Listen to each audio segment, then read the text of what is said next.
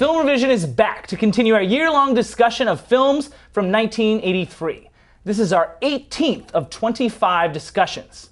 Fresh off her Oscar win in 1982 as Best Actress for what I consider to be one of the 5 best female performances of all time in Sophie's Choice, Meryl Streep once again challenged herself, this time as the martyred union activist Karen Silkwood in today's film for discussion, Silkwood, as directed by Mike Nichols. Our guests for today's discussion are Lilliane Klein, an actor from Long Island, New York, and Phillip Binder, a financial associate from Sunnyside, Queens. Phillip, you're first. I think what struck me most watching this film was how relevant it still is today, 25 years later. In terms of the union aspect? Lots of different social issues. Like? Whistleblowers in the office. Yeah, that one didn't occur to me. That's a good one. Sexism, all kinds of, I guess, work-related issues that really haven't changed much over the last 25 years. Lilliane. In the first scene, I wasn't sure whether she was going into a prison, which was so interesting to me. And then when I found out... Do they normally let you just drive up to prison? Well, I don't know, but you know, like when she went in and there's a police like sitting, like I didn't know whether she was going to visit somebody. I wasn't sure if she was going to work. I wasn't sure like what the place was because it looked so much like a prison, you know, absolutely. What really struck me about her in particular was like there was such an animalistic quality for me of like just of her sexuality, and that's like my first great impression from the film is like prison and sexuality. How did you feel afterwards? Because that's what it boils down to for me. Overall, I had just like this sense of kind of doom watching the movie. Just, you know, like you could almost sense the radiation that she was experiencing. For me, that was kind of So that was palpable for you. Yes, exactly. Okay. I did not feel that. I just kind of felt the unfairness of it. So you felt like moral outrage? Yeah, righteous indignation? Yeah, that somebody would literally kill her because of her trying to fight for union rights. Well, unions are always a sticky wicket, and our heroes in films are always the union organizers. Her friends turned on her as well, and there's a reason for that. Karen Silkwood is a character, and I think this is what attracts Meryl Streep to the role. I mean, she's not, you know, some perfect heroine. She's a complicated character. Do you see Karen Silkwood as a hero? Yes. Well, you do. Why? Because I think that it's people's imperfections that make them heroes. Phillip. I'm not going to dignify that with a response. Yeah, I think I would view her as a hero, just in the sense that she's an everyday person that really didn't back down. She didn't have to do that, what she did, like all the undercover digging and trying to expose that. She had no sort of conscience about how she got that information. She did a lot of illegal things. Yes, but you don't think that she had a conscience about it? Did I feel like she felt guilty about doing illegal things? No. Did I feel like she was worried about her other friends' jobs? Maybe only slightly.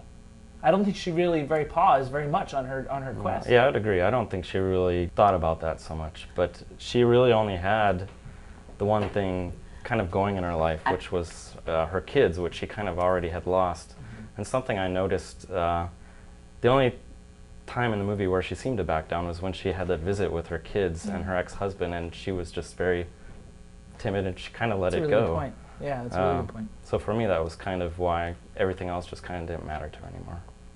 So this is a kamikaze mission to some degree.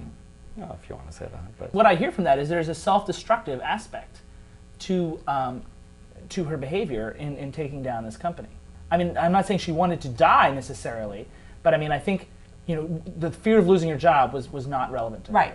I thought the performances were outstanding across the board. Even, who I think is extremely underrated at all times, Kurt Russell.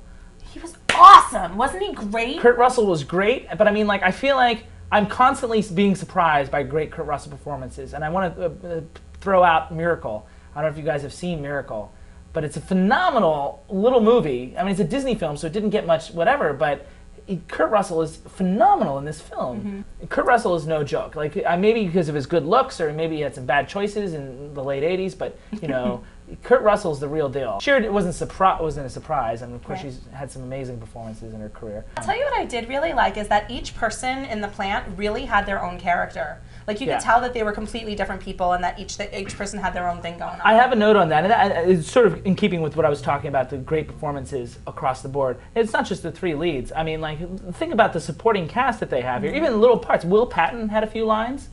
Bill Cobbs is like basically an extra. You had Joseph Summer in 1 or 2 scenes. You had Ron Silver in 3 or 4 scenes. I mean, Craig T. Nelson. I mean, like, just all these names that we're now very, very familiar with, and when they were just starting their careers. Mike Nichols just has an eye for discovering talent. I don't know what it is. The performances from top to bottom, from like the lowest extra to the, like just really, really strong, and that really gave the film a vitality. I think you mentioned sexism. I didn't feel that was as much a big part of it. Well, not a huge part of it, but it touched on it, just kind of. In what sense do you think? Because of her sexuality? With I forget. Ron Silver? Is that when she got transferred and he kept trying to kind of make these passes on her? Oh, you're talking about Craig T. Nelson. Coach. Yeah, exactly. I don't feel like she was discriminated against in any way because she was a woman. I don't think that it's necessarily a question of discrimination, but she was definitely treated differently because of her sexuality. A lot of times she brought it upon herself in the way that she approached men, made them approach her differently. Because of her overt sexuality. Yeah.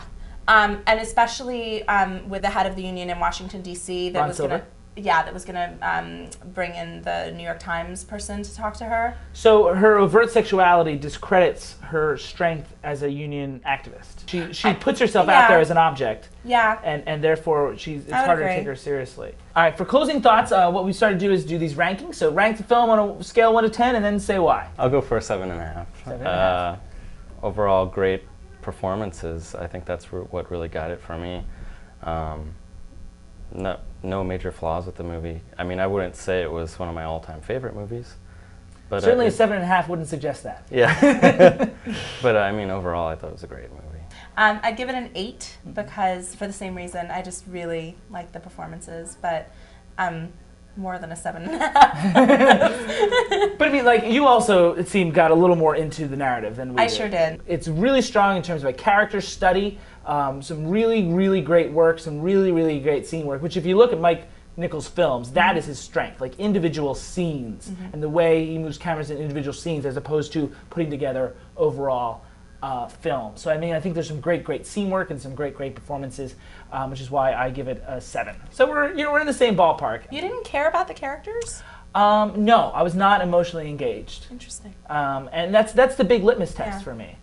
A special thanks to Lily and Phillip for coming out today to talk to us about Silkwood. Zaniness is the order of the day on Reel 13 this week, Saturday, November the 1st, starting with Barbra Streisand and Ryan O'Neal in Peter Bogdanovich's attempt at a modern screwball comedy, What's Up, Doc? Followed, as always, by your favorite Reel 13 short that you voted on reel13.org. And then the indie this week features actor-playwright Charles Busch, who sends up the 60s Frankie and Annette beach blanket films by adding both a cross-dressing and a serial killer element in the Reel 13 indie Psycho Beach Party. The whole evening starts, as always, at 9 p.m. this Saturday, November the 1st, on Channel 13 WNET. Also, one of Myriad Arts' most successful short films, One Particular Person, is now available on DVD.